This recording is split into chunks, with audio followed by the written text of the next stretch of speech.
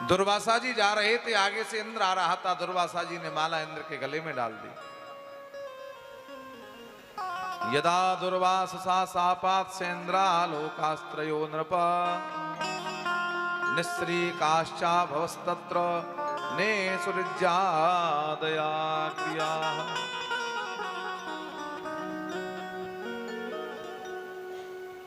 गले से निकाल करके माला हाथी के गले में डाल दी। इंद्र ने विचार किया, ये महात्मा क्या समझते हैं अपने आप को। मैं माणिक्य, वैदूर्य मणि, मुक्तामणि, नीलम, पद्मराग की माला धारण करने वाला, रत्नों की माला धारण करने वाला, मैं देवताओं का भी राजा इंद्र हूं, और इंद्र को साधारण पुष्प की माला पहना रहे हैं। हाथी ने भी माला निकालकर पैरों में पटक दी। दुर्वासा जी को क्रोध आ गया, अरे दुष्ट, तुझे स्वर्ग लक्ष्मी का इतना अभिमान है कि तू भगवान के प्रसाद का मूल्य नहीं समझ रहा। अरे भगवान के प्रसाद का मूल्य सर्वोपरि होता है। भगवान के अंग से अगर कोई वस्त्र छू जाए तो वो प्रसादी हो जाता है। भगवान के अंग से चंदन लग जाए वो प्रसादी हो जाता है। भगवान के अंग पर माला धारण हो जाए वो प्रसादी हो जाती है। और भगवान का प्रसाद सर्वोपरि होता है। जितना प्रभाव भगवान का है उतना ही प्रभाव भगवान के प्रसाद का है। इसलिए कभी जीवन में प्रसाद का अपमान नहीं करना चाहिए।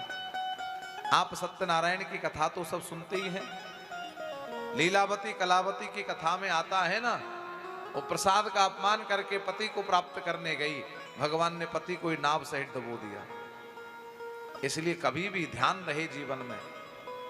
हम बड़े प्रसन्न होते हैं जब मंदिर से कोई हमें माला देता है, कोई हमें चंदन देता है।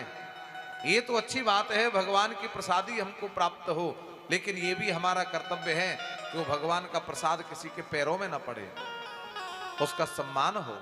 अगर प्रसाद का अपमान होगा तो जीवन की प्रसन्नता समाप्त हो जाएगी। जीवन की प्रसादस्तु प्रसन्नता, जीवन को प्रसन्नता प्राप्त कराने वाला भगवान का प्रसाद ही है। चाहे वो लड्डू के रूप में मिले, चाहे वो आशीर्वाद के रूप में मिले, चाहे वो माला के रूप में मिले, चाहे वो वस्त्र के रूप में मिले, लेकिन जीवन को प्रसन्न करने वाला भगवान का प्रसाद ही है। इसीलिए तो कहते हैं भगवान आपका कृपा प्रसाद हम पर बना रहे, वही प्रसन्नता का सूत्र है। प्रसादस्तु प्रसन्नता, जीवन की प्रसन्नता प्रसाद में है। और अगर प्रसाद का अपमान हुआ तो जीवन की प्रसन्नता है समाप्त हो जाएगी।